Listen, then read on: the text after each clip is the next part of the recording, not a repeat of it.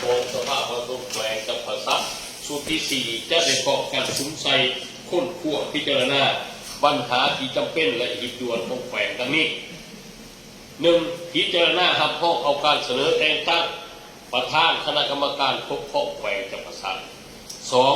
พิจารณาหับห้องเอาการเสนอยกย้ายและเลือกตั้งห้องประธานสภาผสมแขวงกับภาษาพิจารณาหับห้องเอาการเสนอแต่งตั้งห้องประธานคณะกรรมการปกครองแขวงกับภาษา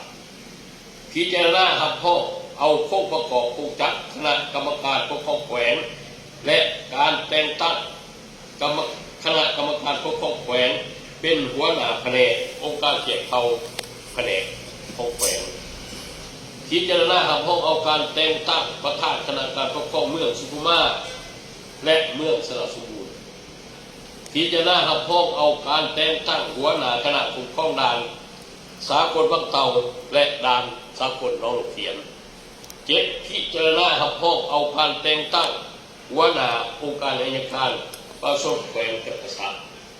แปดพิจารณาหับห้องเอาการแต่งตั้งประธานองค์การกฎการรัฐแขวงกับภาษาและหัวหน้าองค์การต้านการโซลาร์มรวมแขวงกับภาษาเพื่อพิจารณาบรรดาเนื้อในต่างๆให้มีคุณภาพมีประสิทธิผลและบรรลุผลตามแผนที่วางไว้ในนามประธานของประชุมข้าพเจ้าเฮียพ้องมายังบรรดาสมาชิกสภาผสมแขวงสุดที่สี่จงได้ยกสูงความรับผิดชอบการเมืองของตนสูงสติปัญญาความรู้ความสามารถของตนเขาใช้การค้นคว้าพิจารณาและประกอบความเห็นอย่างมีประชาธิปไตยลึกซึ้งมีจุดสมเจาะจงภาวะวิสัยมีเหตุมีผลตัวจริงและทับประกันความสอดคล้องกับนโยบายของพรรคติดต่อตามรัฐธรรมนูญกฎหมายสภาพชุดพิเศษตัวจริงของแขวงกับภาษาในปัจจุบันณโอกาสที่มีความสำคัญนี้ในนามประธานกองประชุม